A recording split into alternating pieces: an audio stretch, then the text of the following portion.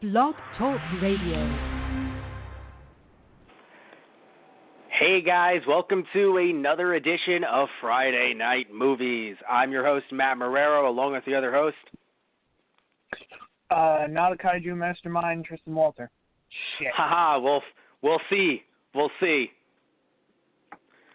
Could you imagine if we were both kaiju masterminds and we just didn't know because we linked up to different, people who just, different kaiju who just don't talk? You monster. Wait a minute. Are you going to Mount Fuji to stop me? No, you're going to Mount Fuji to stop me. Wait a minute. Oh, God. We're just the Spider-Man meme pointing at each other. Yes, basically. So basically, all jokes aside, though, we are talking about Pacific Rim Uprising or Pacific Rim 2 Uprising. I've wanted to talk about this one for a while, but you and I haven't had the time. We had to prep for Halloween in July. Also, we had to wait for it to come out on DVD Blu-ray because I forgot what had happened. I tried to see it a few times with a few different people. You and I don't live close enough to try to get you to come over to pay that ticket price, the train, and then have to watch it. You did see it twice, though, in theaters. No, right? I only saw it once. Oh, there was a chance you were going to see it twice. I forgot why. Yeah. Yeah, okay, so you saw it once. Or actually, maybe I did. I can't remember now. No, because I'm pretty sure it was a mutual friend of ours' birthday party, and then you saw it with Anthony Toto separately. Yeah, you're right. See? Because I sat there and I was like, you saw it twice? That was another reason why. I was like, I can't make him see it 3 times. So, I mean, not that you didn't like it, but, that's a lot of... Also, remember, in my area, paying for tickets. Yeah. Right. Yeah. Because Tristan gets the nice movie theater with the nice ticket prices. But I live in Queens, so my tickets, not so much in Queens, but more so if we had to go to a theater in Manhattan. Just anyway, so this movie was, okay, I like this movie a lot more than other critics panned it. Oh, thank you. Of course.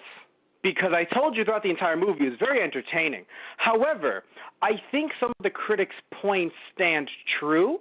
I just feel like with their points, they're like, and that's why this movie failed. And I'm like, but was it fun? Right. Did it entertain you? And it's like the thing is, look, I'm not saying we can't critique film because look at what we're fucking doing every Friday night movies. I mean, especially when we do Anna Saturdays, we do that with anime. We do that all the time. So I'm never going to sit here and be like, we can't critique a movie. But I do think that if it's in a genre you enjoy, you can say, hey, I had a lot of fun with it. But however, here are some of the issues. Which is what I'm going to do now. But to say that it was like a failure of a film, granted, it was arguably, if you want to, argue box office numbers, yes, it did fail. But talking about it from a critic's eye, not just including the box office, because, if that's the case, then only movies that succeed at the box office succeed and are good, which isn't true at all. So, yeah, so talking about it, taking away the numbers for right now, talking about it just from, you and I coming at it from our love of kaiju and tokusatsu and things like that. You like tokusatsu more in the giant monster Godzilla setting, not so much in the Super Sentai, superheroes, Kamen Rider, Ultraman. You don't dislike them. You just aren't really that interested in them compared to myself. And even though I do like Godzilla a lot, I would argue you're the Godzilla expert here. You're the kaiju expert. Oh, God, I'm the nude. Which is why you might be the bad guy. So before we get into the numbers and other nitty-gritty stuff with it, I have to say, though, I really did enjoy this movie because I heard a lot of people, panning this movie, don't go see that. But honestly, I think the biggest issue for me isn't even necessarily the movie itself, it's the trailer. The movie and the trailers they were not drift compatible. Yeah. No, they really weren't. If you saw the trailers, did you not think this was going to be training the kids are all right, next generation? And another thing too, oh God, I can't believe I've already, it's funny that I say that I forgot his name even though I love this character. Crap. Jake? His kid. Yes, thank you. No, because Yeah. I'm thinking of him by his last name, or I'm thinking of him as like Boyega. Like I'm thinking of him Right, as Boyega. his. I'm thinking of him Yeah. as his actor's name, not his actual Johnny character's Boyega. name. Yes, I thought he was younger and going to be with the kid cadets from the trailers. Oh, I see. Or like training them, but not being like they didn't. I don't know. For some reason, it didn't seem apparent to me from the trailers that he's in his. Obviously, we know who his kid he is because it's in the trailers, or he looks like him. But still, he looks like. It's funny. I can't even remember his character's name. I can only remember him as, from. He's the new James Bond now, and also he was in Thor. He passed away in the last movie. Yeah, Beckett. Yeah, Beckett. No. His dad. Oh, Stacker. Thank you. No, but he looks like his dad, so obviously, I think we made connections even before they mentioned it in certain teaser trailers. But still, I don't know. There's just something about if you go back and look at the trailers, Tristan, they just make it seem like it's an anime where the kids are coming together to be like Power Rangers-esque and stuff like that, and then the movie took it in a completely different direction. Granted, you couldn't spoil stuff. Like they were doing. Yeah. What? I still felt like they did that. No, we didn't get to see one training sequence with the kids. Well, actually, we got to see literally one. Well, yeah, yeah, they really didn't focus on them all that much. It was more of Jake's But if you saw, exactly. But from the trailers, I would have imagined they were all together for most of the film. Oh, I see what you. Yes, it was an hour and 50 minutes, which I think was a great runtime. It actually could have ran longer, in my opinion. It was an hour and 50, and at around the 35-minute mark to 40-minute mark, that's when we're starting to get more of the kids. And I'm sitting there, and I'm like, wait, I thought this was anime. Like, I thought this was going to be a shonen anime sort of thing. But we really focus more on Jake, and I'm not saying that's a problem. It's just that I feel like, I don't know, I feel like talking about drifts, they merged two different ideas together of like, oh, let's focus on the kids. No, let's focus more on his character. And I don't know what came from like what draft, if there were multiple drafts that kind of got combined, but I don't know. I feel like you and I were talking about this off the podcast. This might have been a better TV show than a movie. Right. Did you agree with me there, or because I thought you did? Yeah, no, I would have done, or it would have been fleshed out a bit more as like a TV series. Damn it. I cooked a burger before the podcast, and I thought you were going to fucking rant because you love this movie, so I take a bite, and you said literally 4 words, and I'm like, fuck. Oh my. I'm chewing right now. I'm chewing right now because I was like, all right, it's okay. He'll rant. He loves this movie. And you're like, you're right. It may have been better. I'm me as I'm chewing a burger. I'm a fucking kaiju. Oh, giant robots again? I'm not impressed. Chewing your burger? Not impressed, Matt. I gotta say. I am the villain. That was a good twist. You. He was a good twist, though, because I thought I saw the problem, like the villains being coming from a mile away. Yeah. And then they twisted it on me, and I was like, you know what? That's actually good job. Good job, guys. You got me. Yeah. Because you thought it was going to be the woman as well, working, running Shao.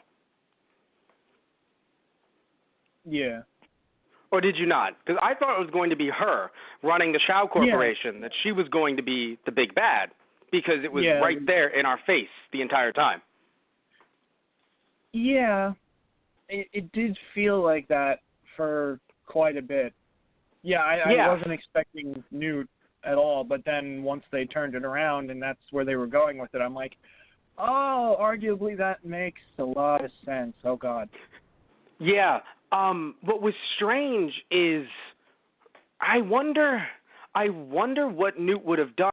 Would Newt, and I'm talking about Newt as in the evil version that was infected, would he have killed his former partner because he said I want you to meet Alice, or would he have tried to convince him to work with him? I wonder, because Alice, he's like, oh, come meet Alice if it's a new girlfriend, and then we find out he's actually still linking up to just to get that high. Right. Oh no, it is his new girlfriend. Don't get him wrong. Yeah. The definitions have changed. Exactly. Yeah. But you see what I mean though? Like, I wonder what the fuck would have happened if he actually went over there earlier. Yeah. That's the thing. I feel like he would have said, well, sure, all right. And he's like, yeah, okay, I'll pencil it in. And then he probably would have called him back like, oh, I got to cancel. Yeah. Something tells me. Yeah, it's just so strange. I actually didn't expect you to return my call and come. Don't come in. Yeah. What, is she indecent? Always. Yeah. Yes. So here's the thing too. Here's something that I got a little confused about though, and I don't think and this is another thing I guess you can call fleshing out or whatever. They tried to make it seem like, oh, you're infected, so don't kill him. But it was a situation where, like, he was at his core himself, but the virus was there and it could take over his essence when needed, or it did it 24/7, but there was still some of him in there? I mean, I feel like it was kind of split. Like, his consciousness is still there. Like, they still needed his mind intact to be a spy, basically. Yeah, I feel like they could force their influence on him more when the need came to be. Okay, because it was one of those things where I thought that at first, like what you said, but then all of a sudden, the kaiju know Mandarin, but he doesn't. Or, well, it's funny, not Mandarin, that's odd. No, because I don't know, because when they were in Hong Kong, Shao? Yeah. No, Chow. That's what it was. Chow from the last movie. Hannibal Chow. Hannibal Chow, yeah. They were in Hong Kong, so he would be speaking Cantonese. I don't know, because I don't know the differences because I don't know Cantonese or Mandarin. I don't know if they were speaking Mandarin in this film or Cantonese. No, I'm pretty sure it was Mandarin here. Okay, cool. Shao Industries, they were in Beijing, so. Right. Okay, so yes. So, because I don't think he ever said I don't know Mandarin. He's like, I just can't get this language down. Yeah. Well, because she even says to him at one point, it's like, don't make me repeat myself, and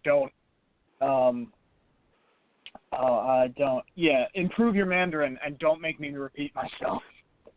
Maybe she did say Mandarin. You're right, actually. You're right. Maybe she did say that. So when it came to, Mandarin, he didn't know it, but I guess the consciousness did. That's the thing that confused me. I was like, wait, so is the consciousness the entire time playing the fool?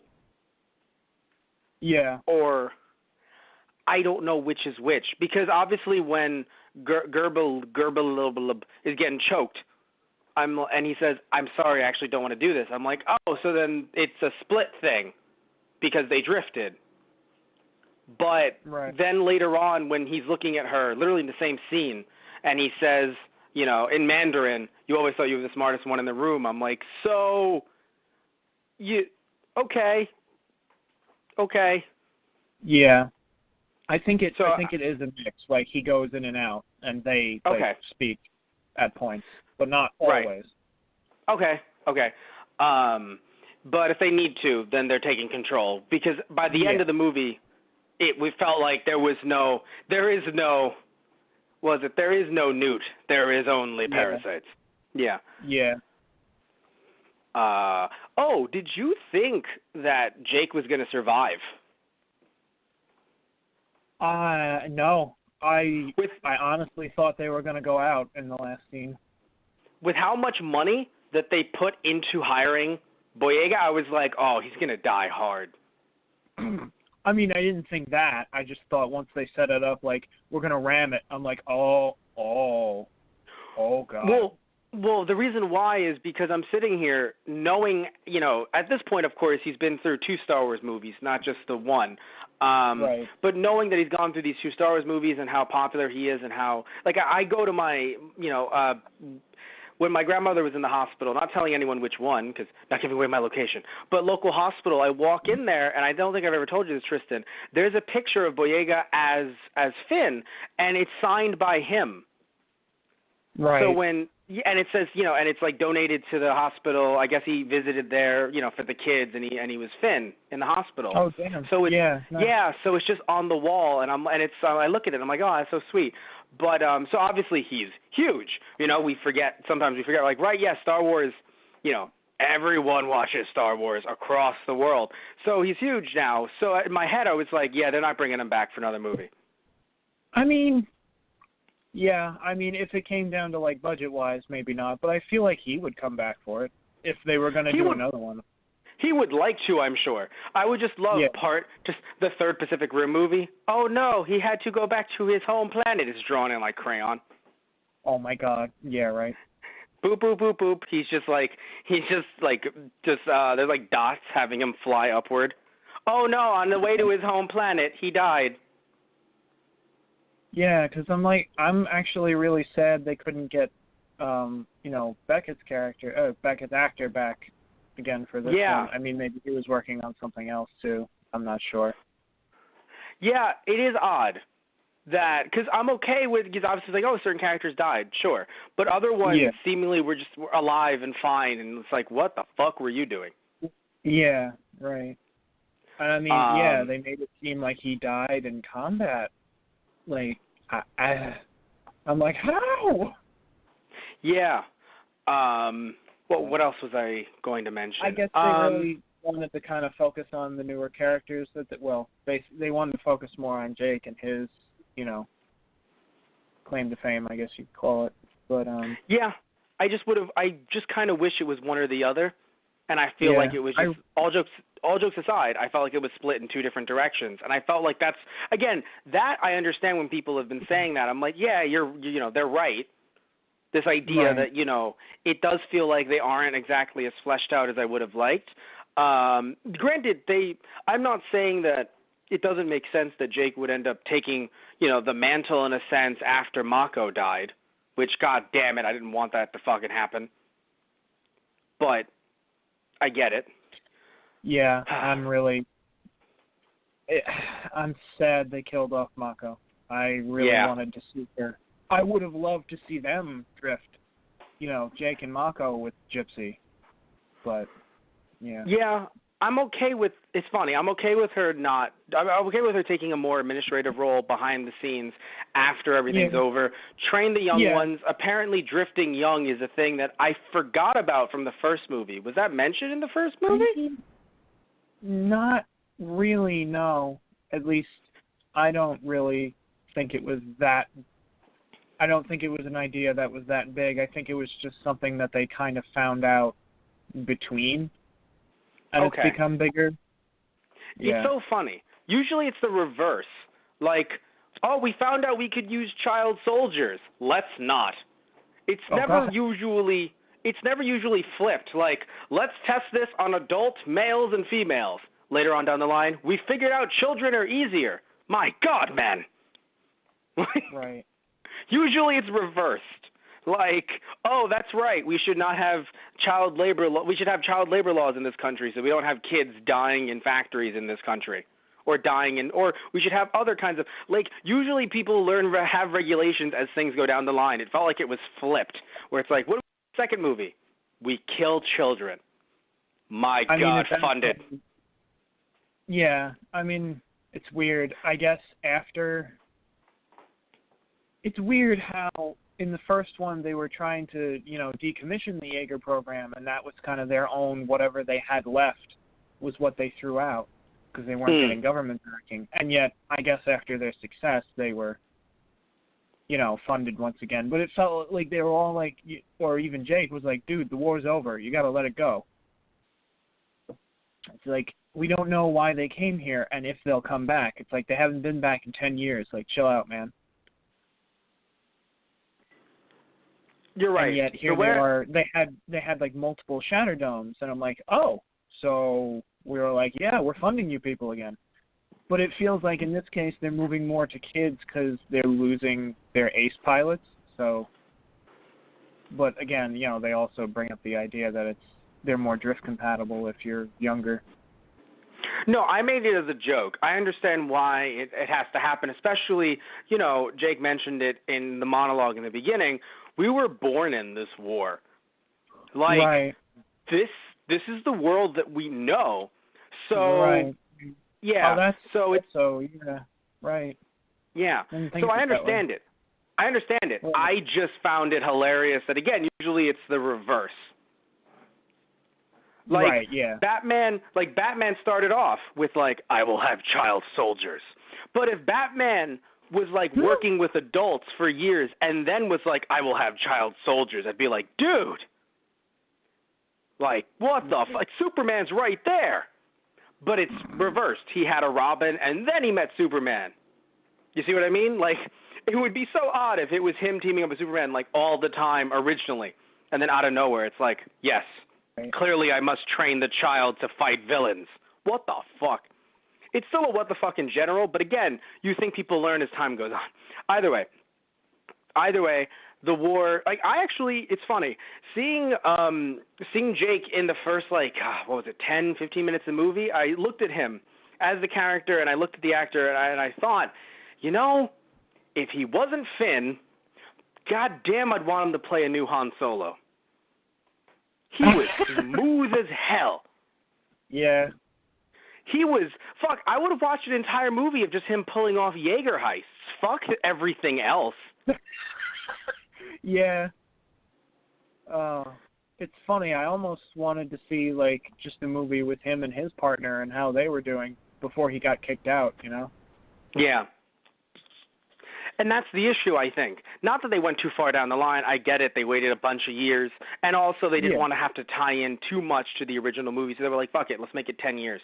But at the same time, though, yeah, it does feel like, not that we missed a lot, but that, again, the movie was so split between both, both the, because I truly believed, and I'm saying it over and over and over again, I know I sound like a broken record, but I truly believe that we were going to have, Jake working with the other new recruits or something, or working very closely. Not he's actually mostly drift compatible already. He just needs a refresher course. In fact, he's going to be working with his partner most of the time and, cracking jokes and everything.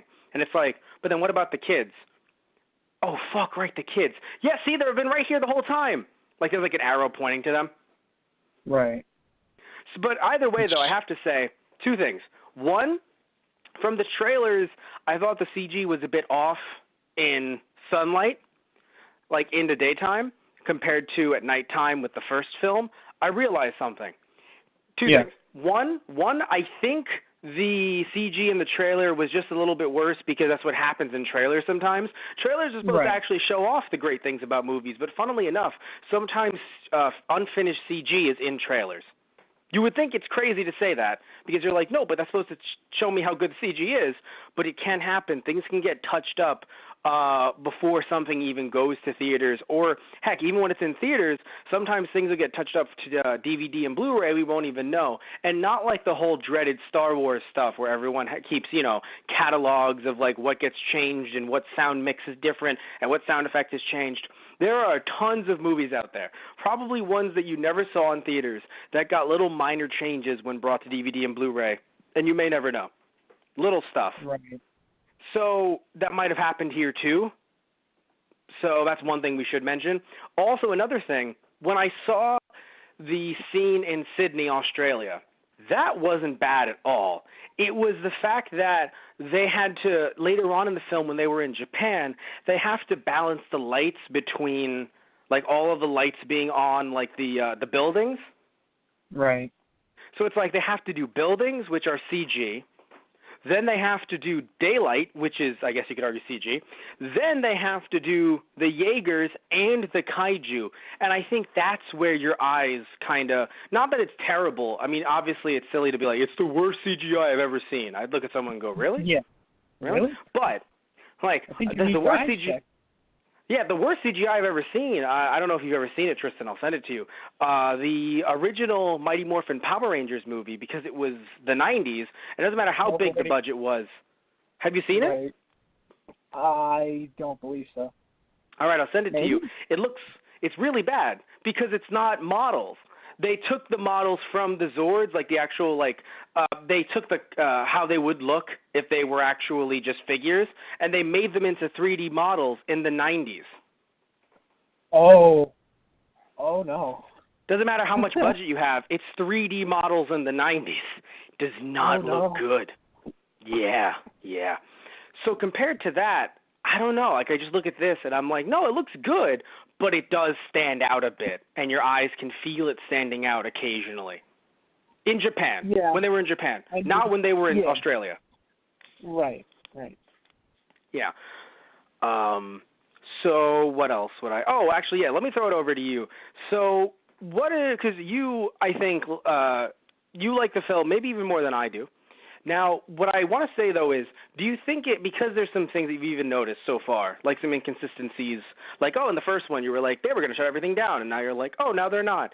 Does that make the film, worse for you? Or, does this one live up to your expectations when you thought Pacific Rim 2? When someone told you, there's a new Pacific Rim, did this one live up to your expectations? Well, okay, that's funny. I would say yes that it did, because going in, because I saw this, even from the trailers, I'm like, this is going to be fun, and I'm going to go see it, and I'm going to like it. I'm pretty damn sure I'm going to like it. But I know it's not going to be as good as the first one. And because I thought about it, I'm like, that is a very big ticket to try and fill for me, because I love the first one. I'm like, I'll give you a chance, but I don't think you're going to do it. So I kind of had that in my mind when I went and saw it. But I saw the movie, and there were little things here and there, but I still had a great time. It's like you said before, were you entertained? I was like, hell yes, I was entertained. I'm still eating a burger. Oh my God. No, you actually did a great job there. I'm just still the apocalypse was not canceled, but apparently the cookout was. Oh my God. Is this him? I'm sorry, I gotta meet him. It's big fan of your father. Loved you. Did you ever hear any of his speeches? He was gonna cancel the apocalypse. And it's funny. At first, I thought he was just being awkward and trying to I am a really big fan of yours, and I feel like he probably was. But then later, when you find out he's the bad guy, it's like, ooh, oh God, were you just flaunting it in his face? Like, haha, you dead. By the way, that apocalypse, not dead. Yeah, he stopped the apocalypse once. Think you can stop another one? Here, I'll answer that for you. No! Yeah. It's funny. Thank you for mentioning that, because I had actually forgotten about that. So, yeah, looking back, it's like, oh, fuck you. Yeah. Yeah. I gotta say, though, so I guess it was just political. And what do I mean by that? Early on, when we all thought, because of the way, the woman working at Shao, the way she was talking, it made it seem like funny enough, it made it seem like Newt was the bad guy, but that he was working under her to help, combine kaiju elements into the Jaegers, not to take over the world or anything, but more so, fuck you guys, fuck Mako, fuck all of you working in your division. We're the ones that want to reign supreme. After all, we had Mako saying stuff like, the council probably won't like my decision. They want to go all automated. Right. So it felt more like of a political thing than it did taking over the world, although both can be combined when an evil villain is but it's still about us reigning supreme. Right. So I thought it was going there, potentially with, like I said earlier, Newt is the bad guy, because just some of the things that she said, and again, I guess it was all just out of context, it sounds worse than it really was, because she was just so power hungry.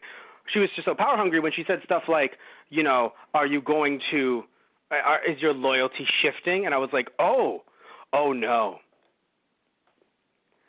So it's odd that it was just like, is your loyalty shifting? Because if your loyalty is shifting, that's okay. You know, what am I going to do, murder you? Yeah. Like, but at the time it felt like that. It was like, what am I going to do, murder you?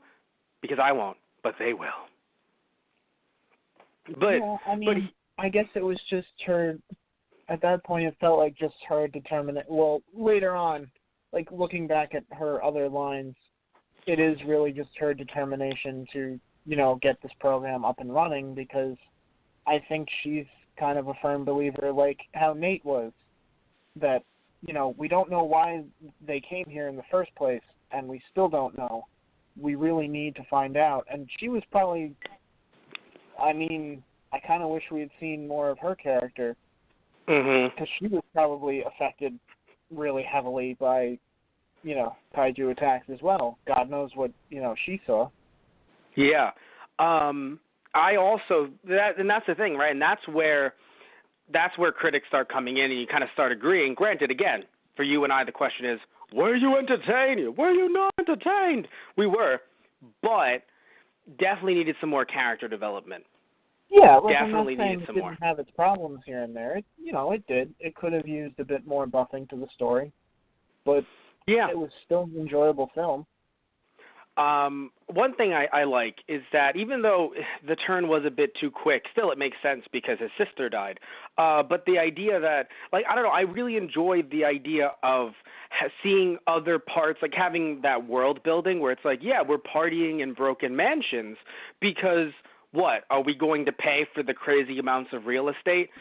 Like, think about, because here's the thing, think about the world we have right now where we have, you know, we have a lot of people, real estate prices are going up, like our world, prices are going up. Could you imagine a place, yes, some would say, oh no, but a lot of people may have been hurt or killed in that universe. Yes, but the houses were destroyed as well. Real estate prices probably fucking skyrocketed. Right.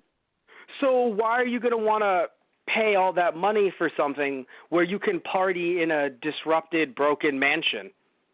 Right. Granted, you still have to steal on the streets. That's a problem. You'd probably die that way. I'm not trying to say that their poverty was glorious, but at the same time, people talk about the 1% now and you needing money to survive.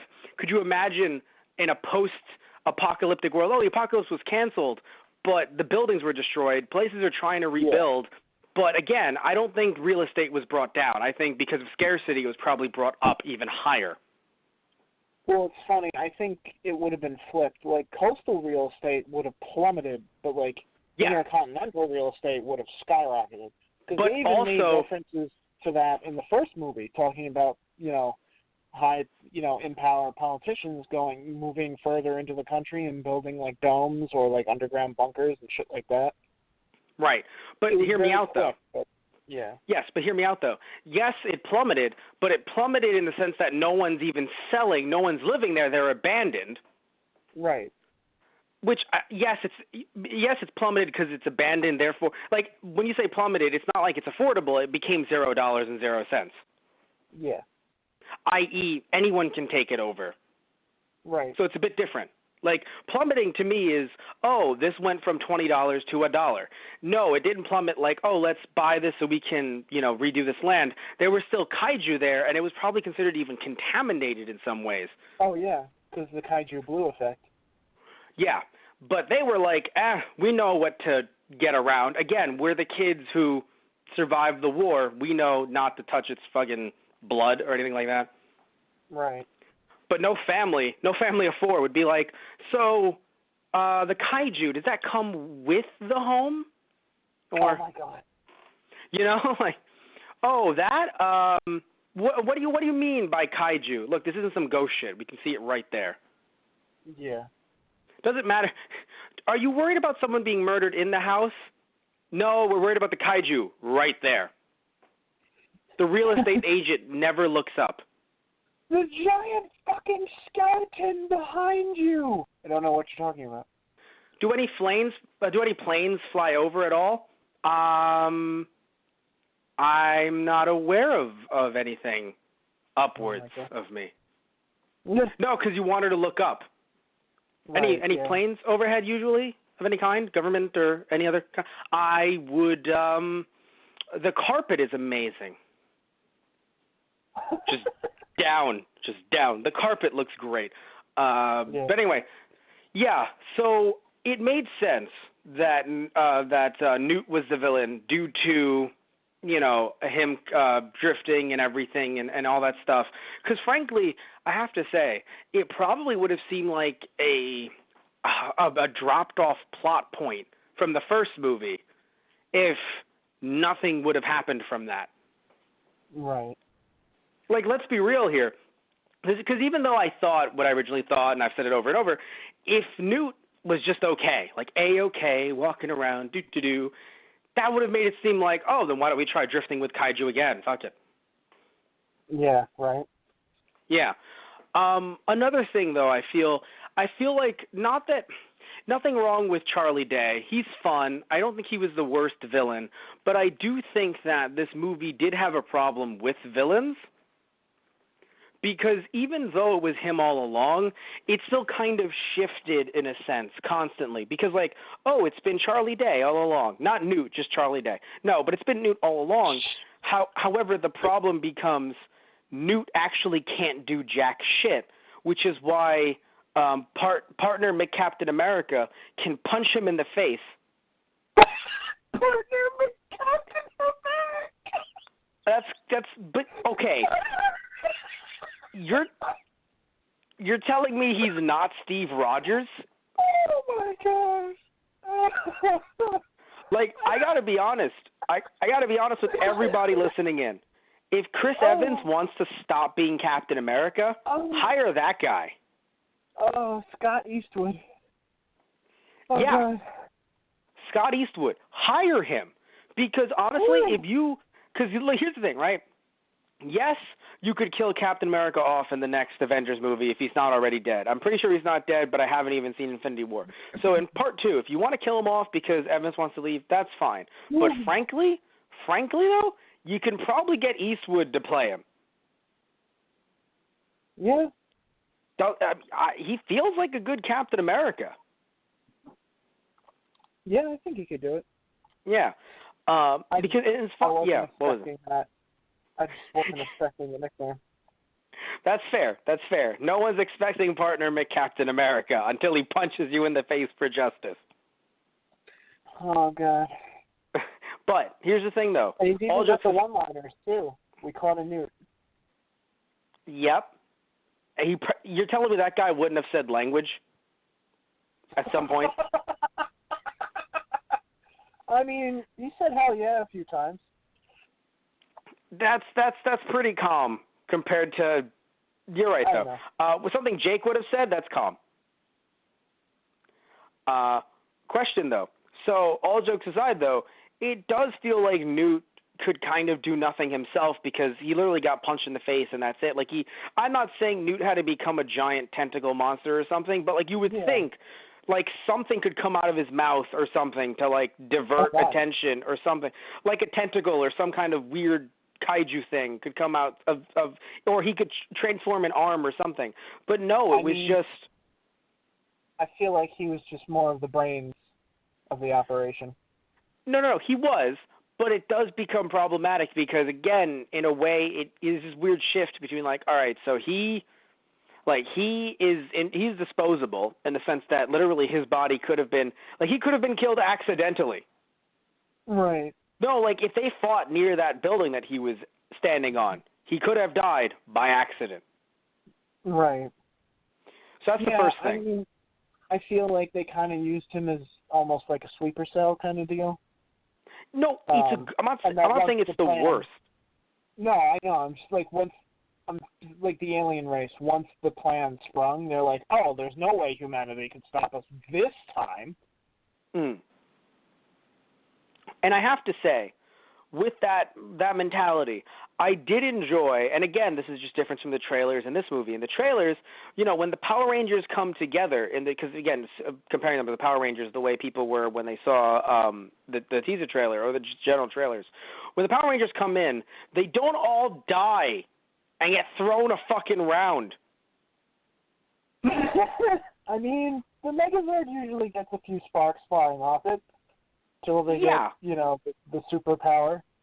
No, they do. They do. You're right. But it's just the thing that, like, the trailer made it seem like it was, like, half anime this, half this, half this. Oh, the kids are going to kick some ass at this point. Especially the way they mixed in the music in the trailers and everything. And it was like, no, that was a horrible, bloody battle where the kaiju were destroying, which is, frankly, again, a good thing. I'm not saying the kids needed to win on their first try. That was actually great. Yeah. But, Jesus Christ, those kids got thrown around. Yeah. I mean, yeah, I'm surprised only one of the cadets actually died in that fight. I was expecting a lot more of them to. If they were ever going to go on to another one, I feel like we need some more vets at this point. That might be why. I was assuming none of them would have died because Mako died. It didn't seem like this movie. Yes, This movie shows the horrors of war, but they're kids. Yeah, sure. Where the last one, they were adults, and it didn't seem like there was going to be a trailer, so I'm like, oh, every single one of you is going to die.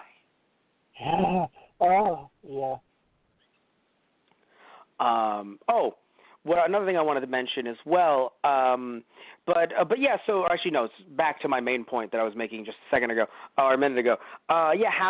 We have Newt being secondary villain, we have the kaiju, the three of them, but I feel as if, I don't know, like it wasn't a bad plan. It was just a weird chain reaction. Speaking of the Pacific Rim chain reaction, a chain reaction of villains where it's like, oh my God, it is the Jaegers with kaiju in their brains. Like that alone, I'm like, that is sinister. And it's like, wrong. Kaiju are coming out from the breach. Thank goodness we've shut the breach. And in my head, I was like, well, there's obviously like 3 kaiju, or not 3, but I was like, there's obviously 8 kaiju somewhere. And then it's like, oh no, it's 3 of them, and they're the big guys. It was 2 4s and 1 5. Yeah, and then they formed together and made a 6 or maybe even a 7. That's not even on the goddamn scale. Because I thought they only went up to 5. Yeah, no, the biggest was 5, I'm pretty sure, from the last movie. Yep. So It just felt like, not that Newt couldn't do it, not that he didn't plan it, not that, some of the messages in the movie are really good messages of, making everything automated. Like, you can't hack people. Yes, of course, people can be bribed. Don't get me wrong. Like, I'm not saying, you can't get to someone. You either bribe them, the amount of shows that I've seen that are like, oh God, this person either was bribed or their family was threatened or something like that. So it's not like that doesn't happen in film, in television, or sadly in real life. But what I'm saying here is that when something is completely automated and doesn't even have a conscience, right? Like for all you know, it's just like, it's like, you will do this for us or else we'll kill your family. Oh, thank God, I fucking hate them. What? No, we're going to kill them. Again, be my guest. What the fuck? We're going to kill your wife, your children, and your dog. I swear to fucking God if you hurt that dog. Jesus! Are you going to do it? I will. But I swear to God, if one hair is harmed on that dog. It's like it's a prequel to John Wick. No, but in all seriousness though, like you can't argue with a machine. I feel like I'm quoting Terminator. You can't argue with it, you can't reason with it. But you can't. So literally it's like it's understandable, like, oh, Newt can hack them all, okay.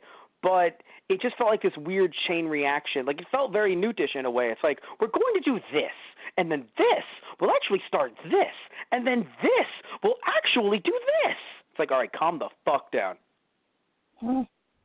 Like, halfway through Newt's explanation, it's like, dude, just fucking take over the Earth already. Jesus. It's so convoluted. I mean, he was working on it for 10 years and silently doing it from the shadow. Like, that was the thing. He would do little bits and pieces at a time. And he's like, he even says to her, it's like, I control X amount of your company. It's like, it was very easy to move some resources over here to over there without anyone really getting suspicious about it. Like, he took his time with it. But yeah, you would think with a corporation that big that, I mean, I guess he was like second in command basically, but like you'd think there'd be a bit more, like someone would notice something and he'd be like, well, I guess you have to die now. Or maybe that was oh God, maybe he just fired them. Yo, I laughed so hard when he said, well, then you're fired, or maybe you're promoted. Let's see how it works. I don't know. That killed me. That killed me because I sat there and I was like, that's kind of how things go in high stress corporations, very high stress. Oh, yeah. You're fired, or maybe you're promoted. Let's find out. Like in corporations where things are very high stress, it's not like when you're really high up in a certain position or whatever. It's not like, oh, you either get to you get to skate by. It's like, no, either like this is a big thing. We have to get this thing finished. Which one is it? So but in a way, it kind of made me chuckle, just because it was before we knew he was the bad guy. So it was in his Newt fashion. But right. Yeah. So I'm not saying that it wasn't believable that he could do it. And that, I'm just saying that you are right, though, with your criticism. I just mean more like, we have, how do I explain this? In a Power Rangers universe, yes, speaking of Power Rangers again, because we brought it up earlier, and by we, I mean me, although the internet did too, to be fair. Yes, you have, Rita Repulsa, who never fights the bad guys, usually, but at least Rita has magic. Heck, she makes the monsters, technically. Now, Newt did, release them, and he also made the gypsy, or that's gypsy danger because it wasn't, the Jaegers with the kaiju brain in it. But it just feels like, I know the Earth wouldn't have been terraformed, but they were good enough to destroy the defenses. Why the fuck did you stop them?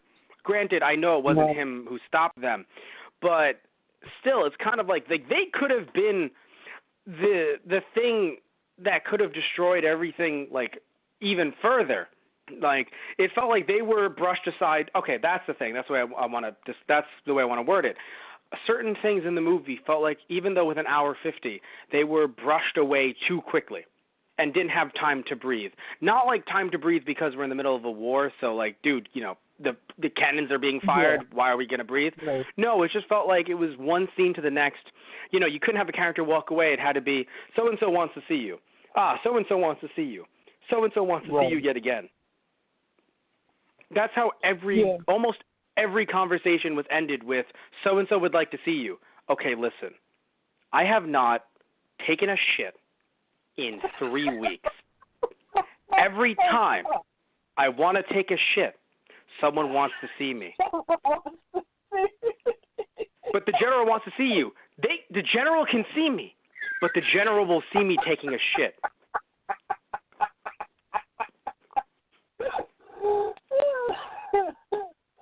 Jake would say that.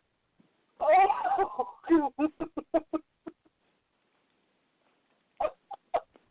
can't. It just feels that way though. Every time. Every time. There were plenty of scenes where I felt like we skipped around very quickly. But oh God, just yeah. As Jake is getting ice cream, Mako's in the fucking freezer. Why are you in the freezer? I wanted to see you, Jake. Oh my God. Jesus. Oh yeah, that was one thing that I thought they did well though. It felt like they had a nice balance of humor, especially with Jake's character, because I felt like, because I saw the first time I had seen Johnny Boyega and anything, it was Force Awakens. He was Finn, and not that Finn's character couldn't be serious at times, but he felt more comical most of the time. So I was glad to kind of see here where Jake had his moments of comedy, but there were plenty of times where he was more serious, and I really liked seeing that. But the comedy was actually pretty for me. At least Jake's lines. Especially when he grabs the sprinkles. You mentioned the ice cream. That's what made me think about it. He walks over with the sprinkles, and Nate's like, dude, how many toppings do you need? He's like, lay off my toppings. Yeah. I think that line I didn't like, but I liked the concept. So it's a strange thing with Jake's comedy. Some lines, so like when I say I like the concept, I loved him being like, "Yo, don't mess with my toppings." But there was something with the way the line was scripted. I don't know what it was. Like, this might sound odd, but hear me out, Tristan. Him being a British man and someone writing this being American, maybe that was the issue? I don't know. Maybe. No, because I like the idea of him being like, "Yo, don't mess with my toppings." But there was something about it that just didn't come out right to me. But in general, though, the concept, like, it was a good, like, it's not like he shouldn't have said something about that. Like, it was a good rapport between the two of them. And frankly, I do enjoy most of Jake's lines, but I feel like some of the ones that were a bit more vulgar, there's something about Boyega. It felt like, not that he didn't commit to it, but I felt like there was something about it that was reserved. Does that make any sense? I mean, I guess. I don't know how to explain it. Like, some of the comedy, not the line, just the way that he delivered them, didn't feel, I don't know. It's hard to explain. I mean, his character still does have a military background, so I mean that's also the thing. Like, comparatively to everybody else, he's a lot more, loose. But like I guess he does hold back a bit here and there. I don't know. It's hard to explain because here's the thing. Body movement, when he was partying with everyone in the beginning, that felt like completely different. That's not Boyega. That's this character. That's totally off the, he's just partying with people. That was great, right? That felt, like he was into that. Him stealing, that felt great, different character. But there was something with some of the lines that he delivered that were supposed to be comedy, but that ones were a little bit more raunchy. That, I don't know, something didn't, it was hard, it's hard to explain. I don't know what it is exactly. I guess, another one, like when he's talking to Nate in the same scene, he says, well, it was either go to prison or, come back here and see your pretty face. I chose your pretty face. That one actually, so here's something interesting. I was wondering, I was like, so this movie is unconventional in certain ways. Will they make the two of them, like, because everyone makes jokes about Top Gun and says, like, oh, Top Gun. Yeah, no, they were into each other. And I was sitting there and I was like, are they going to pull the trigger here? Are they going to do it? Are they going to do it? And yes, they had, what's her name, that they were both, quote unquote, pining after. And I was like, but she's barely in the movie. They're going to do it. The two of them, they're going to pull the trigger. Yeah, I was like, they're going to pull the trigger, and the two of them are going to talk about their love at one point. It's going to happen. And then they barely did, and I was really confused. Hell, they barely talked about pining after her most of the film, and I was really confused. Well, because Nate says to Jake a few times, like, I'd appreciate it if you'd stop focusing on Jules right now. We got a job to do. I feel like that's the idea. Like, I feel like Nate does like Jules, but he's like, we have a job to do. Get your head in the game and out of your ass. No, but I love that he's not looking at Jake while he's saying that, so Jake is just pelvic thrusting. I can see your reflection. Did you see what I'm going to do to Jules? Oh, my God. But seriously, though. I don't know. I mean, personally, I feel like Jake's character might have been bi, maybe? And that's totally cool. No, that's totally cool. And that's what I'm saying. Like, I wondered if they were going for that or they were – because the thing with something about the way Boyega or they had him play his character, it felt as if he was just – I don't know, like just – I don't know how to explain it. Like, there was just something about him – and this, again, this isn't me, like, trying to point to stereotypes or me saying that there's anything wrong with it because there's not. It just felt as if he did not have a problem with either being with, his partner – or with Jules. And frankly, I'm not saying they should have pushed Jules harder onto any of them. Right. Like, I'm fine, because, sometimes a romance in a movie like this feels okay and feels right. In this one, it just didn't. And that's okay. Like, in this one, I really don't think we needed romance to kind of tie anything together or bring anything forward. Yeah. And frankly, I'm happy with that. Yeah.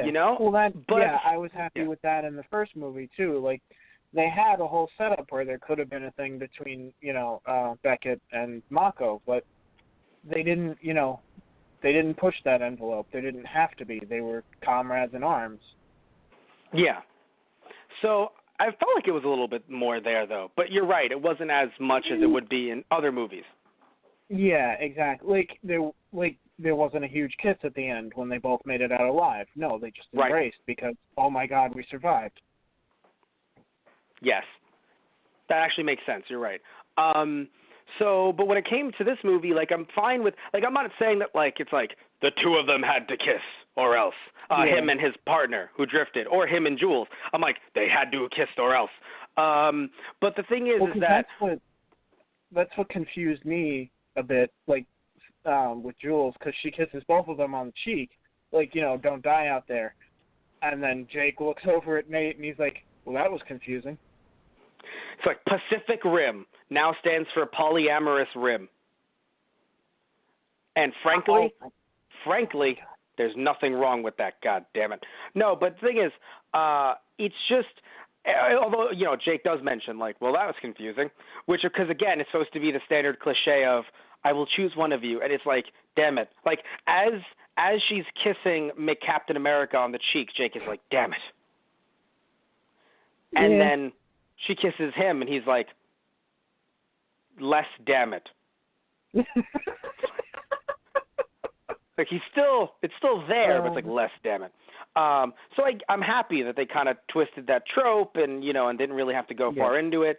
But, because there's even a scene, too, when Jake and Mako are talking about the vote for, whether they're going to automate or not. And she's like, you and Nate are compatible. You both need to pilot Gypsy while I'm there. I'd feel safer. He's like, do I have to? It's like, you both were really great together. He's like, yeah, but he's really annoying. He's really hot, too. But, fine, I'll get over it. I'll figure something out. What he said was, he's like, I really want to, the way he worded it was a bit different, but I still got that vibe. It was just a bit different. The way he said it was, he was like, I can't wait to, he said it more like, I already agreed. No, it was flipped. Right. He actually had agreed with, he said, this is Jake's character. He looked at Mako and he said, would you like me to help you out? I'm always there for you if you need me, because of course they grew up as brother and sister. Do you need me? Yeah. Mako said, I do. And thank you for offering, because I already said that you will, regardless.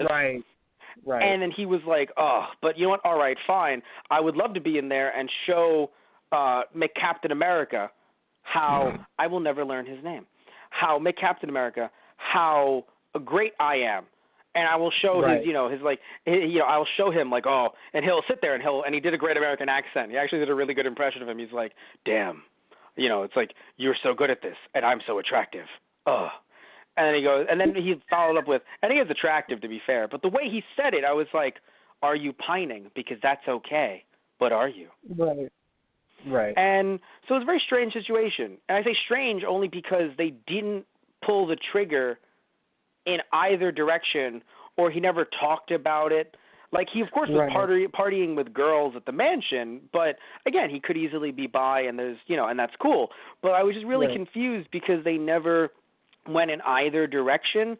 And I'm not saying he has to kiss anyone or any two people, either at one or the same time. But it's just a situation where I'm sitting there, and I'm just like, so is this... because it becomes frustrating, I think, just in general, because it's just are you coding it to want to? Because God, what was that? Like with Star Wars with Solo, where we have the director of the movie saying that Lando is pansexual. Oh, right. But none of that. You and I asked a bunch of our friends in the LGBTQ plus community, hey, did you notice that Lando was pansexual, because they hadn't seen the director's interview, and they were like, no, I did not notice that. And I'm not saying that they have a radar, they will notice everything, but in general, I don't think people got that impression from Lando in the movie. Arguably, Boyega's character flirted more with his partner than Lando did with Han, in my opinion. If you want to consider that flirting at all, even. And here, I don't know. I don't think I ever heard like an interview with a director or a writer saying like, "Oh yeah, no, he totally was into him." Well, and I it's feel so like interesting. the idea was it's up to your interpretation, and honestly, yes, I feel like that's in some ways. I feel like that's better. Like if that's how you want to think of the character, sure, that's fine. Like it's your experience, and you can enjoy the movie how you want. In some ways, yes. In other ways, though, that means that people don't get represented, I guess. I mean, granted, though, to be fair, because it was down the – well, here's the thing, though. Here's the issue, right? You could say you're not wrong in your interpretation, in my opinion, but the issue is that it does feel like he was more leaning towards women than men. So in a way, it does feel – and also because in life, heterosexuality to some is considered the norm. Right. So people look at him and they're like, no, he's fully straight. He was partying with women and he's into jewels. But then when he hits on his partner, it's like, is he into Mr. Captain America? Like people have to question that rather than questioning his straightness. And also, I would hate to say that he's, like, oh, is he bi because of what he was wearing? Like, no, he's fucking stylish. Also, him being into himself, that's just him being a cocky pretty boy. Right. Which I loved. Yeah, I love that line. Also, I loved his cocky pretty boyness, where literally it's just like, my father would give you a great speech right now. But what I'll say to all of you is that I am good looking. What? Well, am I good looking, cadets? Maybe. Am I good looking, cadets? Maybe. When he was talking to Amara after the cadets snuck into Obsidian Fury. Yeah.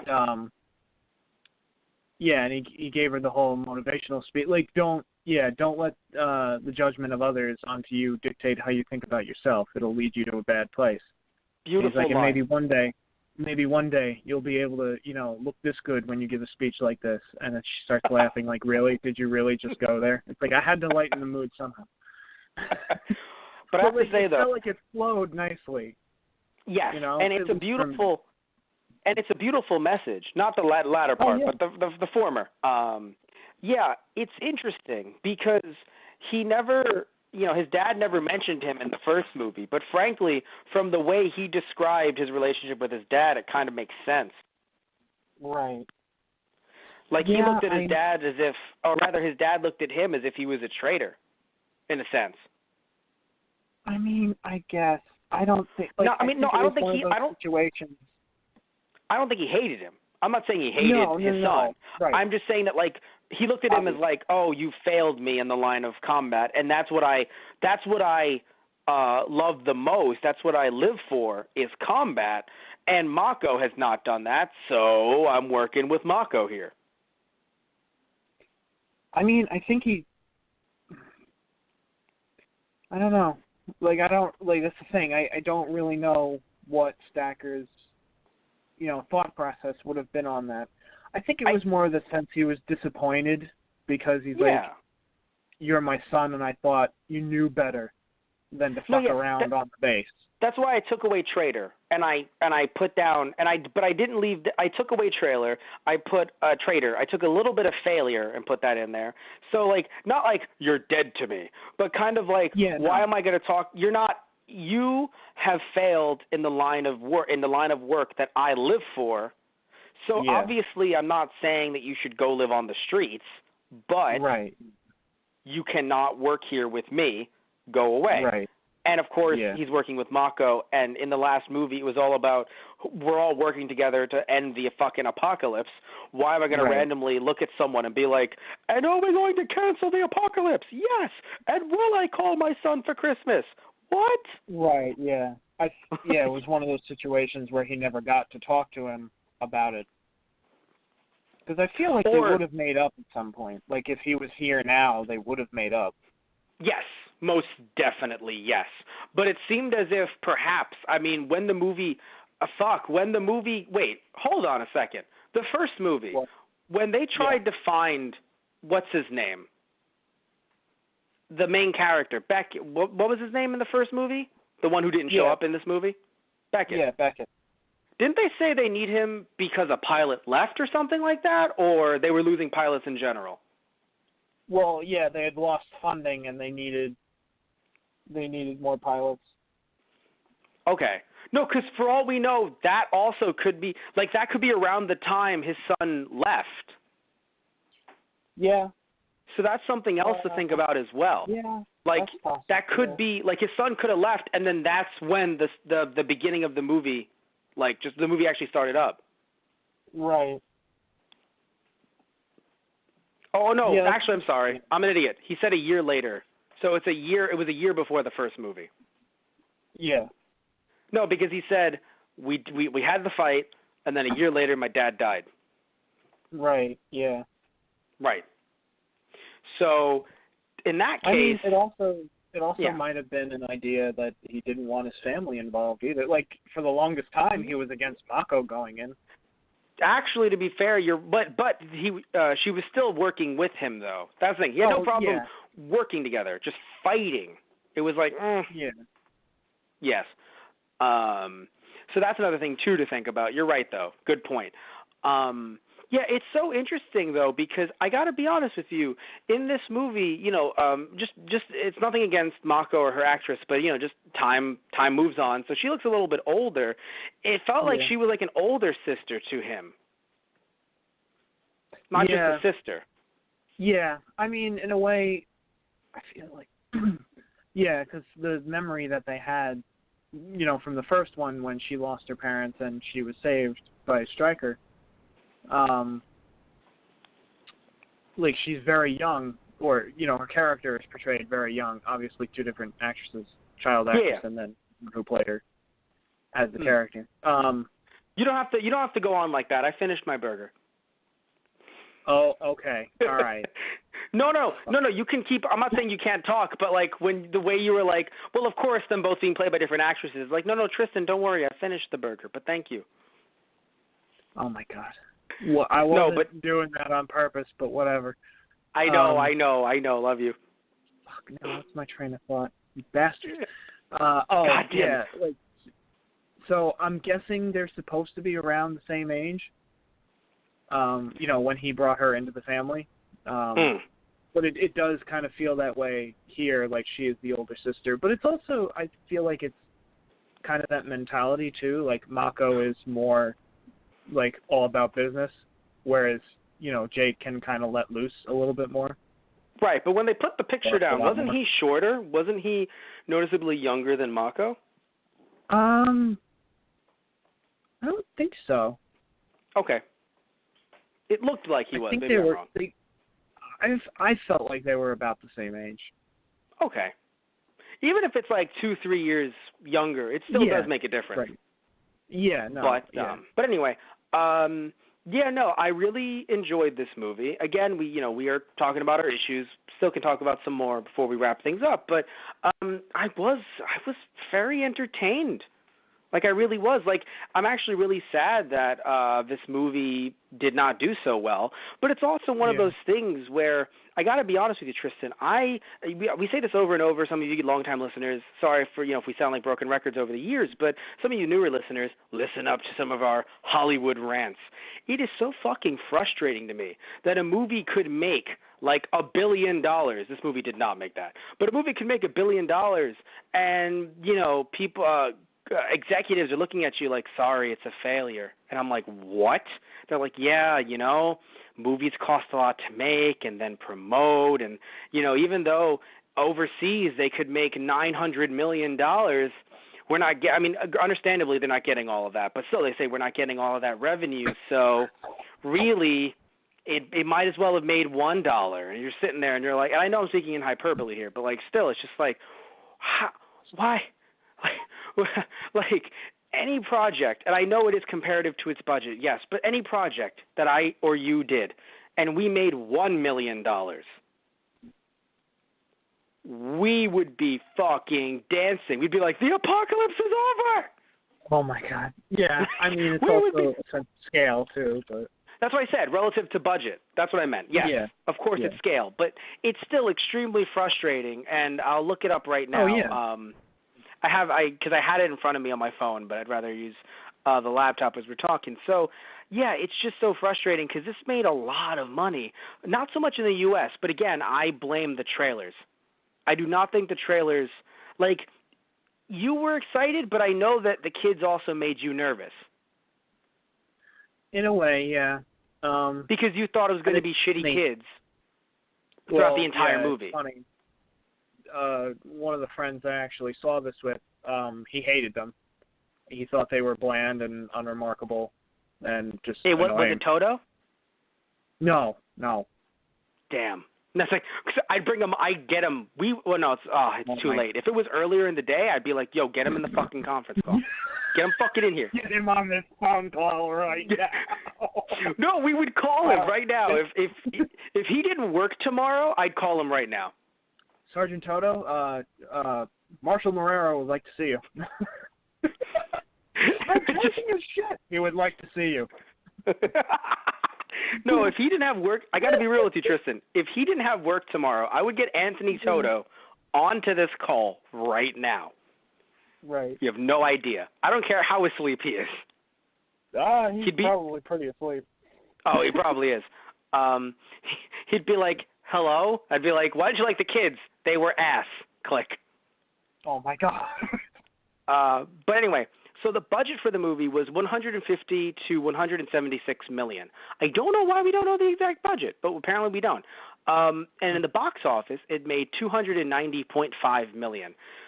Again, just hearing the phrase, it only made 291, if we're rounding up, 291 million. Right. Project only made 291 million. It's like, what?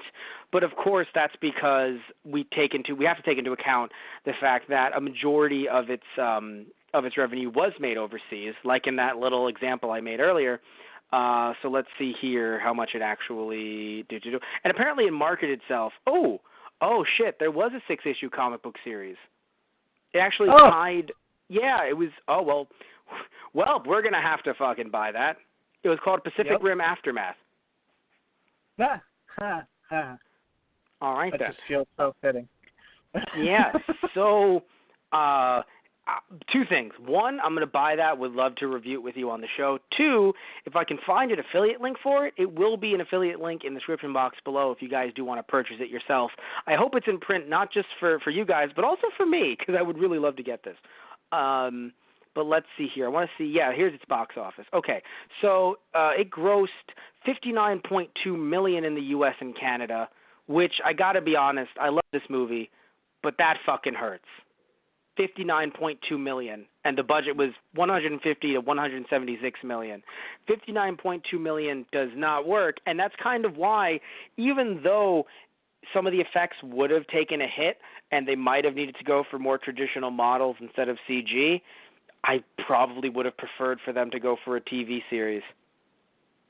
Hell, if Warner Brothers is listening, even though I think this movie was distributed by NBC, but if Warner Brothers still owns the rights to the fact that I'm pretty sure they own Legendary Pictures, because last we checked, I'm pretty sure they did. If Warner Brothers has the rights to this still, Warner Brothers, you have a streaming service now. You need new content for your streaming service. You would make Tristan would subscribe if Pacific Rim existed. Yeah, I would. And you would. And frankly, again, they don't have to go for CG. They could go back to some models with little bits of CG work on top. Or not even models, because that would be stop motion. I'm referring to like suits. Better what's it called? Better effects around it, so it's not like they're just standing in a model city, even though I would love that, but I understand why you might have trepidation. But like they would have CG over the model city, but very little bits here and there. Oh, I know you do, but obviously it would be a bit of a you love it, of course, but it would be a shift compared to the movies too, going back to a standard single shot model city. Right. And but anyway, I feel like in a sense it's also because it's tough here for a movie like this. Not to say that a movie like this doesn't have its following in America, because I mean there are plenty of fans of, like you said, of Tokusatsu and other movies in that category, Godzilla films doing well. Shit, we even have an American style Godzilla movie series going on now. Yeah, But yeah. I don't know why Pacific Rim takes such a hit. I think I know. Okay. Well, I already mentioned my kids' theory. Yeah. Well, yeah, that played a part. Yeah.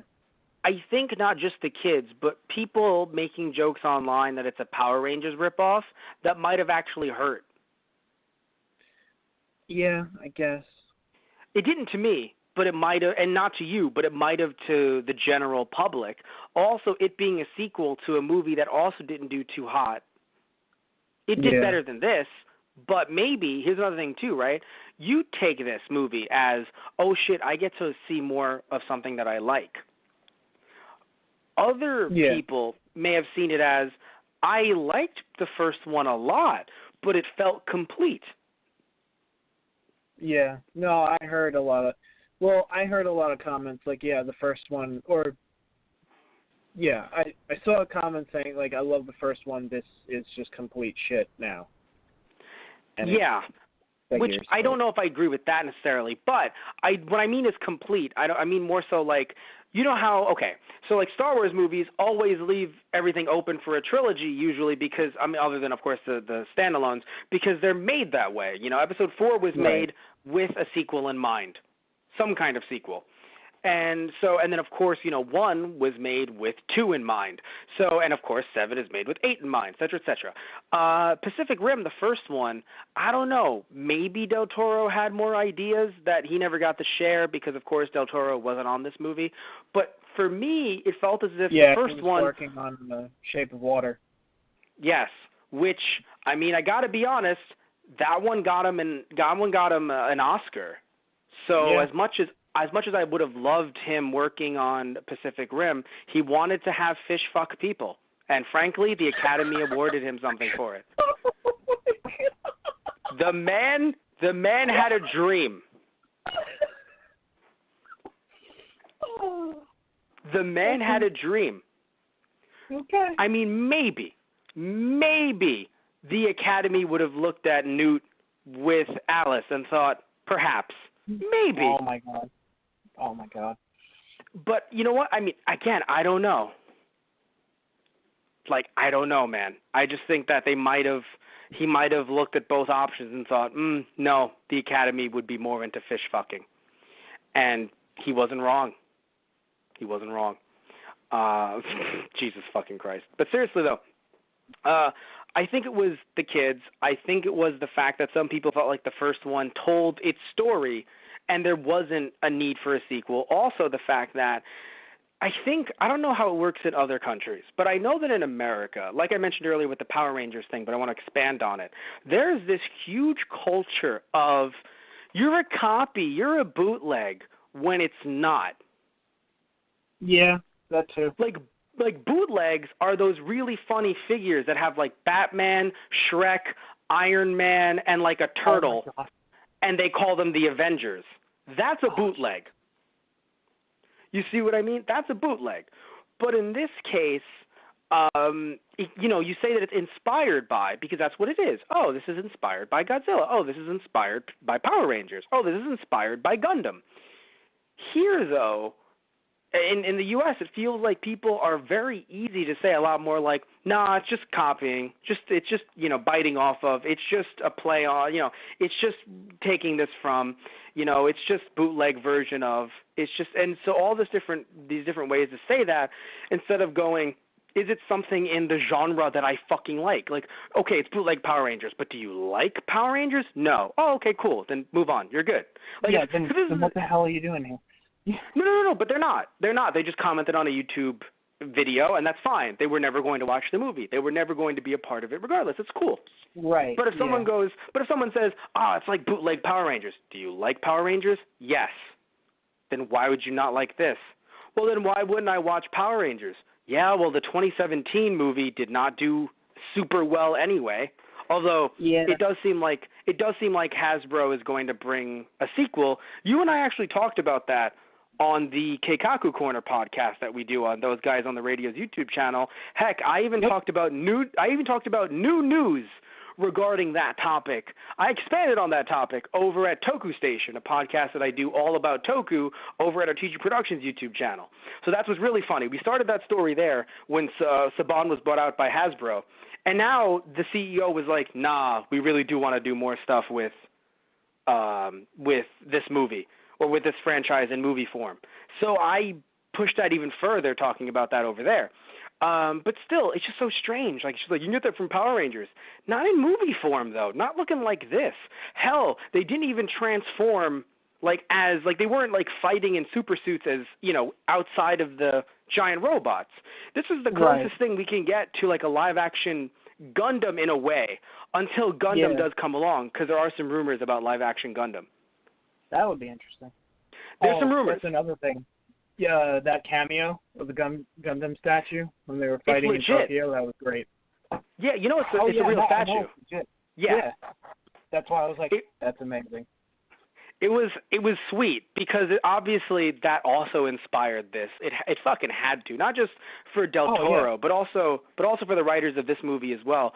I would not imagine that Boyega has not seen potentially a little bit of Gundam in his day, being around our age. Oh yeah. But talking about the box office further, though, because we do have to expand on this a little bit, it would have needed to gross $350 million worldwide in order to break even. So it's actually kind of sad that it got to 290.1 or 0.5. It was actually really close, in my opinion. Right. I know some would go, Matt, that's $60 million off. But apparently it's very easy to fucking make, $290 million somehow. Yeah. So for me, that's what I'm saying. So, but here's the issue too. They spent at least, because when I mentioned the budget earlier of 150 to 176 million, and they spent at least another 140 million on total promotion and advertisement. Right. That's why 350 million was the goal that I just mentioned, because of advertising as well, which I frankly don't understand in this day and age. I know it might seem silly because when it comes to YouTube, when we have ads on our videos, we used to have them, and we'll get them back on again once we get up to that watch time and subscriber count. But the point is that having ads on your videos is how we make money. So, of course, I'm not going to say get rid of ads. But at the same time, it does feel strange to see an ad, and I know it's not related to the movie necessarily, but like an ad for Coca-Cola. It's strange, and I'm not going to sit here and be like, because right now I'm drinking Coca-Cola just by myself, just thinking about it. I'm not going to do that. But, no, but in all seriousness, I'm not going to try to, sly promote cola here. But the point, though, is that who doesn't think about Coca-Cola due to aggressive advertising in the past? Yeah. So it feels odd that it's we still have aggressive advertising, even for a movie like Pacific Rim. Yes, you could. I'm not saying you could never forget about a movie. I'm not saying that hasn't happened to me in the past. I have forgotten about movies that have, while they've come up. But it's not due to the fact that there was less advertising. In fact, even movies that have high levels of advertising, I've forgotten. Why?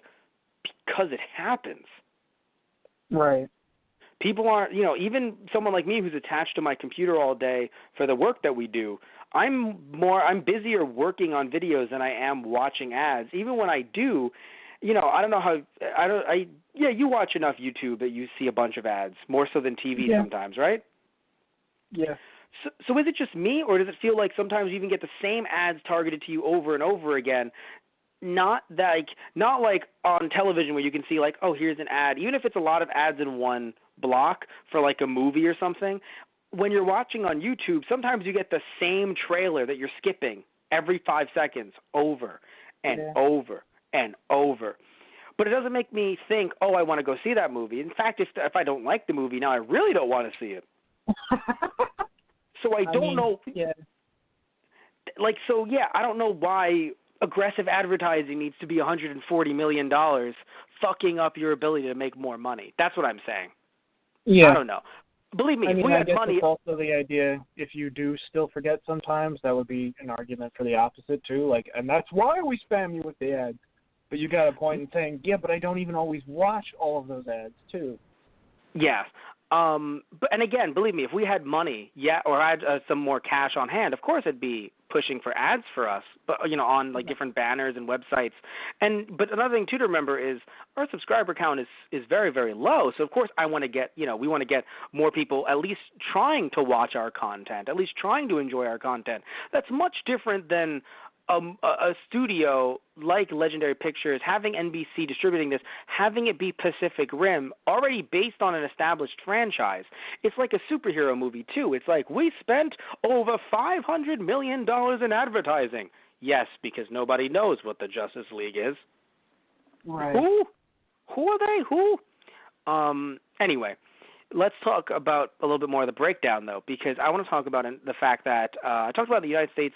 So here's something interesting. In the United States and Canada, Pacific Rim Uprising was released along Midnight Sun, Sherlock Gnomes. By the way, before you shit on Sherlock Gnomes, remember that James McAvoy was in it. Oh. And Right, Johnny yeah. Depp. Yeah. Anyway, Unsane, which, oh snap, I actually wanted to see that movie. That one looked interesting. And Paul, Apostle of Christ. Cool. And was projected to gross 22 to 29 million. So funnily enough, it did better than projections, just still 59.2 million hurts. Let's see. I want to see here, because at one point it said it did better than Black Panther. Oh, it went on to debut at 28 million, becoming the first film to dethrone Black Panther, which made 16.7 million in its sixth week for the top spot. So it beat the top spot, but it still didn't do well enough because, of course, you have to spend a lot of money to make the Jaegers look that good. Yeah. I wanted to mention in China, the film opened at number one, grossing 21.36 million on its first day and 25.84 million on its second, for a two-day gross of 48.59 million. And actually went on to have a debut of 65 million in the country. And then, let's see here. This is interesting. Let's see. Yeah, international opening weekend overall, including like Korea, Russia, Mexico, a bunch of, combining, and Korea. I already mentioned Korea. $122.5 million international opening weekend. So really, funnily enough, other countries that do have their versions of Toku and love giant mechs, but don't put out stuff that looks like Pacific Rim necessarily, Right. they ate that shit up. But for Right. some reason, in the U.S., and again, I think it's just because it's a sequel to a movie that did okay, but again, I think some people, I don't know. I already said the reasons why, but I do think that just some people, maybe they just, also they're wary of new franchises, which does suck because that's why we're going to get the same movies over and over and over again, because they're proven to be draws. Yep. So people will be looking at a movie and going, oh, I remember when I saw this, and then they'll be going to see it again versus getting new content.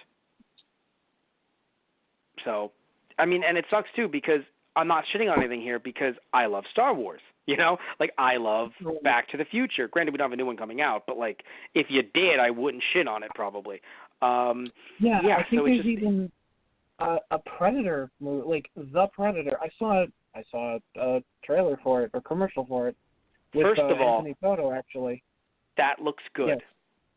No, I'm just saying, well, it feels like it's going to be a reboot. Like, it was The Predator. I'm like, so they're rebooting it now.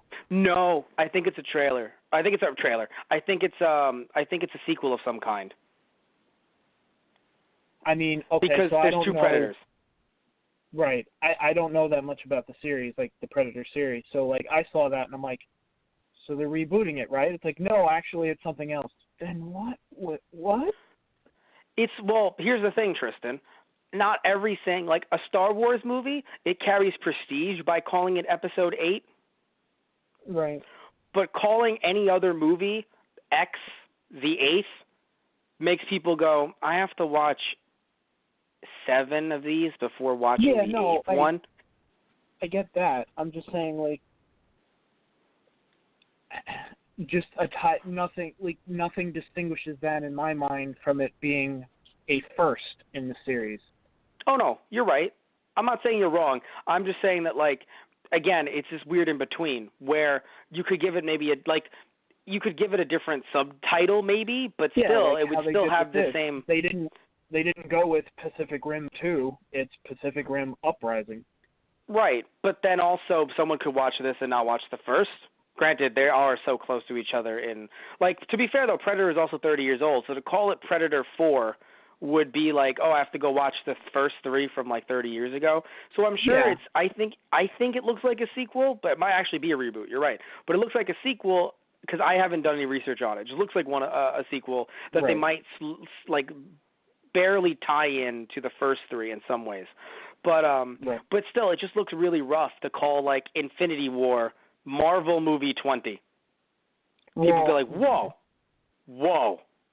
how many do I have to watch before getting to this? Oh my god! So that's people binge them. Well, yeah, some binge them, but some have just been watching since day one. Yeah. And they also binged. But anyway, but I have to say though, I'm interested how it did very well in the Chinese market, because I've talked to you about this before, Tristan. A lot of movies now are trying to kind of tap into the Chinese market. Sometimes you'll get certain scenes that are only filmed for the Chinese release of movies. Sometimes you'll get certain characters that are the heroes, and they also end up being Chinese and stuff like that. Not like the main characters, but like secondary. So it's very interesting that this movie also ended up doing that as well. And of course they opened it up to all different cultures, but in this movie it definitely felt like it was very much focused on U.S. I mean, of course, I had that scene in Australia, but like in terms of who the characters were and you know what language they spoke and things like that, it was either English or it was Mandarin. Right. Like there was a fair amount of Mandarin in the movie. Right. And that's not a problem. I'm just saying that it's interesting seeing how some of these companies are trying to, like I remember, oh God, I forgot which Transformers movie it was, but there was a fair amount of not only advertising in general, but there was also some kind of subplot that was something about it was either only in the Chinese release or something about it played heavily to Chinese audiences. I forgot what it was exactly, but it's interesting how certain bigger budget movies, like once CGI goes up, they're like, okay, maybe we play to this market more. And the reason why I say this, though, is because when I first saw that it seemed like the woman running the Shao Corporation was the bad guy, I was like, Chinese audiences will not like that. Right. And then all of a sudden, it's like, out of nowhere, it was like, don't worry, Chinese audiences, it's the white man. And I was like, oh, shit. Oh, my God. I know. I was looking at that. Tristan, come on. Don't lie to me, Tristan. I looked at that, and I was like, they straight up turned it on its head. It was like, it is, don't worry, Chinese audiences, it's not the Chinese woman, it's the white devil. Literally, his voice changes. It's the white devil. And I was like, oh, fuck, they actually did that. Oh, my God. I'm being mostly serious here, though, Tristan. It would not have played well with Chinese audiences if she was the big evil bad guy, especially if she's the one who killed the good, saintly Japanese woman. Yeah. You know about that beef. If you guys don't know out there, there's a beef between China and Japan. Now, am I stepping in between that? Fuck no. But there's a beef. Got my inner Charlie Day there for a second. Fuck no. Oh my God. But there's a beef there. So it would not have looked good for Chinese audiences if she was the one behind killing Mako, and we're supposed to be like, damn you, and have to kill her. Granted, though, again, back to what we said much earlier in this podcast, though, it did make sense that Newt was the bad guy. It made a hell of a lot of sense. Yeah. But again, it is interesting how once we learn that he's the bad guy, all of a sudden now we not only have the woman running Shao helping them out, granted, like she said originally, because now we know the true context, she actually shows up in the little mini mech, I forgot its name, rolling in, Scrapper, saving their lives. Yeah, that was awesome. Oh, it was awesome. But again, how funny is that turn, though, right? Like, she's the evil bad guy. Actually, not just kidding. She saves the day. Of course, you'd be like, but Matt, Jake saved the day. It's like, in a way, yes, but he would have died if not for her help. Oh, they both would have. No, she was totally integral to that. And I'm glad, we needed something. And I'm glad Amara's neck got a little more showtime, too, because I'm actually kind of sad. Like, I know Scrapper is, tiny compared to, the rest of the Jaegers, and probably, arguably might not be much help in fighting the kaiju directly, but I mean for like on-site repairs and support, Scrapper would be great. But yeah. So it was a little sad to see that. But I mean, yeah, they got to fill that role later on in the film. Yeah. But it was a really cool plot idea for Amara, like being able to build her own Jaeger. And even Jake is like, oh, what'd you build it for if you weren't going to sell it? What's the point? I want to be prepared for when they come back. And he's like, excuse me? Yeah.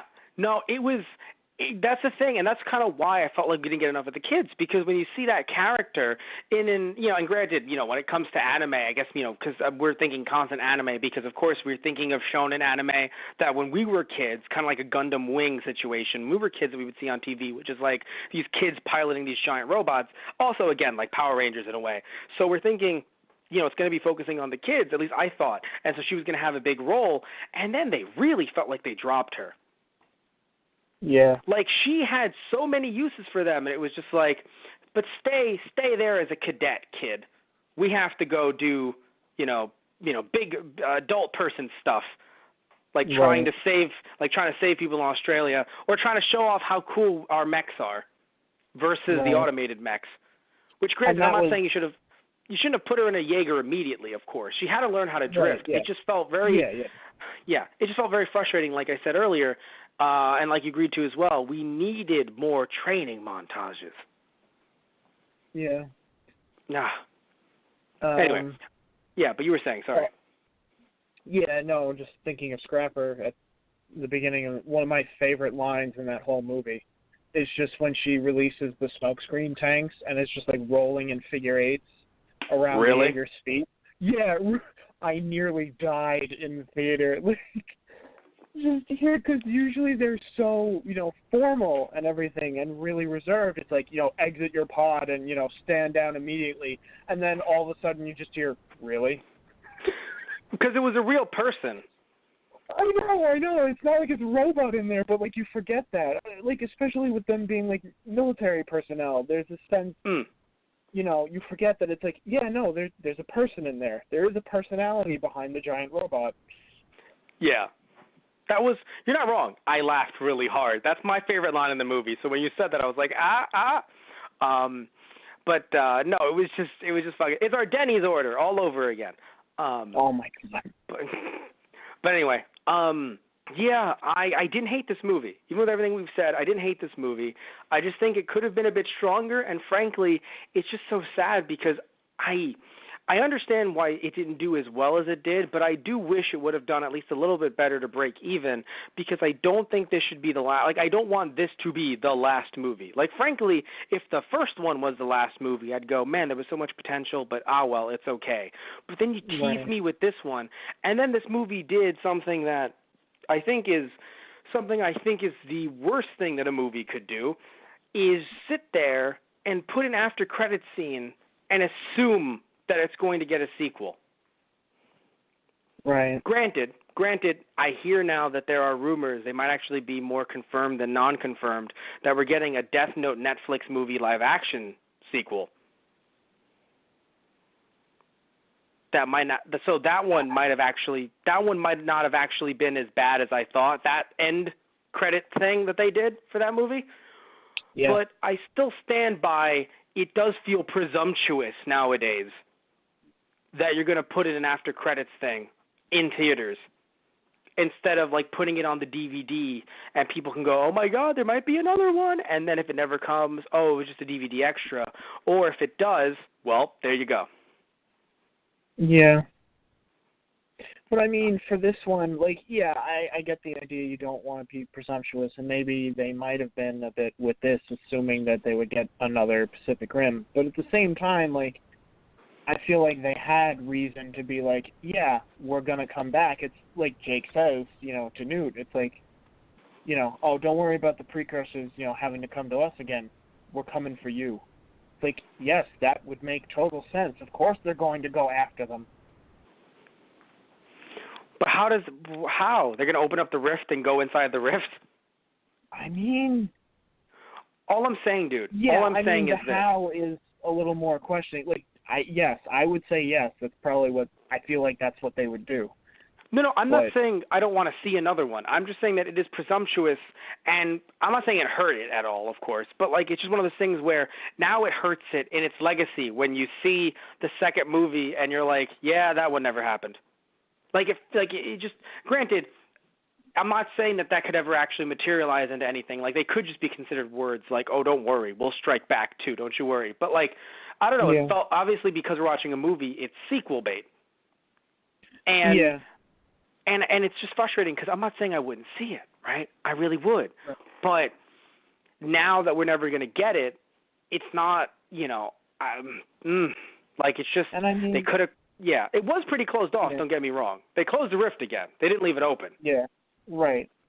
And I'm not saying, like, I don't know. I still think they might have a chance to have another one. It may be a while. Granted, it was a while between the first and the second. So no, if they ever make one again,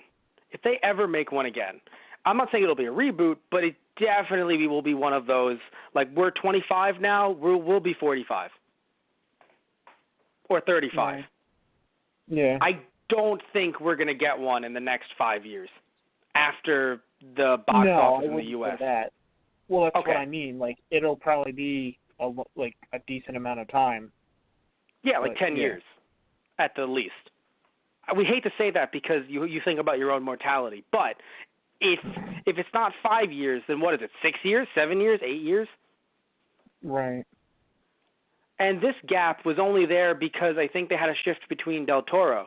So I think they actually wanted to give this one a chance because fans were clamoring for it. But for some reason or another, maybe also it's delays too. It got like 3 delays. I wonder if people, even fans, were like, I don't like this doesn't pass the smell test. Why are there so many delays? So I wonder, either way though, I don't know, when I look up some of these on Wikipedia, I never get to see its DVDs. So for all we know, the first one, even though it didn't do as hot in theaters, maybe its DVD sales or Netflix or wherever else were through the roof or good. So, Legendary Pictures and, and whoever else were like, yeah, we should do another one of these. Now, maybe the same thing will happen. That's the crazy thing, right? When it comes to streaming and DVDs, I mean, even though physical media is kind of going down in price, still things like rentals, like red boxes and stuff like that, digital rentals as well, through like a cable box or something like that. When I talk about streaming services, obviously when it comes to movies, it only seems to be Netflix. I mean, there's other ones as well, but like when I don't think of movies on Hulu, I think of TV shows, although there are movies there as well. So yeah, streaming services also coming in. Not that Netflix would have the next Pacific Rim or something. I mean more so like streaming services coming in and paying the companies thousands and thousands of dollars just to put it on their service. That also does help as well. So for all we know, that could save it, and there could be another one. Right. You never know. I mean, after episode 9, for all we know, Boyega could be like, can we? And you never know. So I guess what I'll say is we'll have to see what the future holds for Pacific Rim. I doubt it, but it would be nice. I would like it. I would too. Anyway, I think it's time to wrap things up unless there's anything you really want to say. I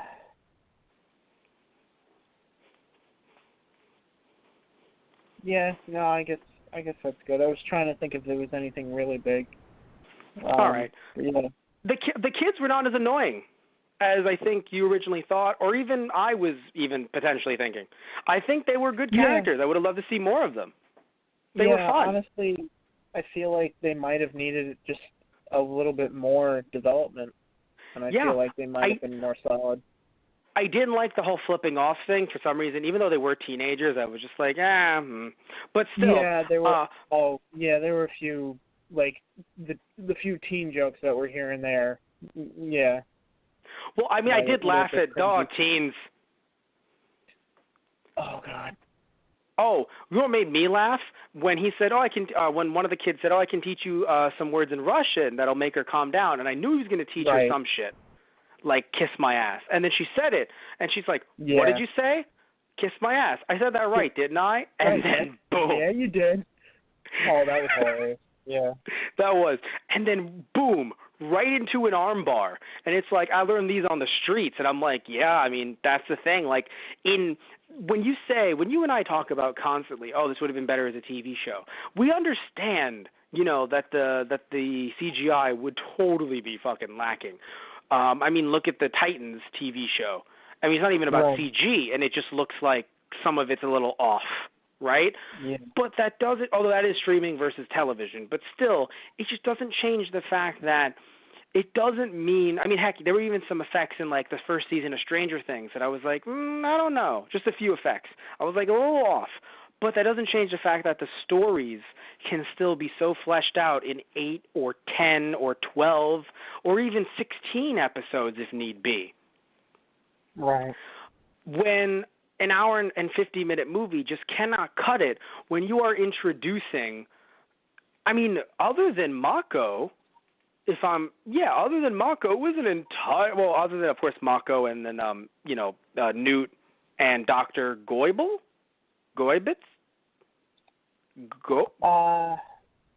Dr. G. Yeah, there you go. I mean, it's Dr. Dr. G. Herman, but yeah, I'm not sure about the pronunciation of the last name. Yeah, Dr. G. Everyone else was a new character. So you're introducing a lot of new characters here that need to be fleshed out, that just can't in that amount of time. And that's a problem. So, it's just, it's really frustrating. By the way, thank you all so much for listening in to another Friday Night Movies. Please remember, if you're watching this on our YouTube channel, those guys on the radio, please remember to like and subscribe if you like the video. If you didn't like the video, you can still like and subscribe either way. Look in the description box down below. You'll find a lot of cool stuff, like I mentioned earlier, like affiliate links. You'll also find our Patreon merchandise page. And also, even though you won't find the description box down below, definitely check out some of our other YouTube channels, like our Those Guys Play YouTube channel. By the time this is out, we will be wrapping up, or we have started to wrap up Those Guys Play Season 4, which we do every year, where we play different video games, things like that. And also, we currently have some other series that are getting wrapped up on Those Guys Play as well. And you can go to our TG Productions YouTube channel, where we have a lot of fun podcasts and other weird skits there as well. Podcasts like Toku Station, like I mentioned earlier, where I talk about different tokusatsu. And we have Keikaku Corner on Those Guys on the Radio's channel as well, where we talk about different anime, manga, comic book news, video games as well. And also you can find us on iTunes by searching up Those Guys and find all of our archived podcasts on there. Things like Friday Night Movies, Anna Saturdays, sometimes even Monday Night Movies, TV Tuesdays, and a bunch of other stuff. So thank you all so much. Love you all. Take care, and tune in next time for something completely different. So say goodnight, Tristan. Good night, everyone. Good night, everyone.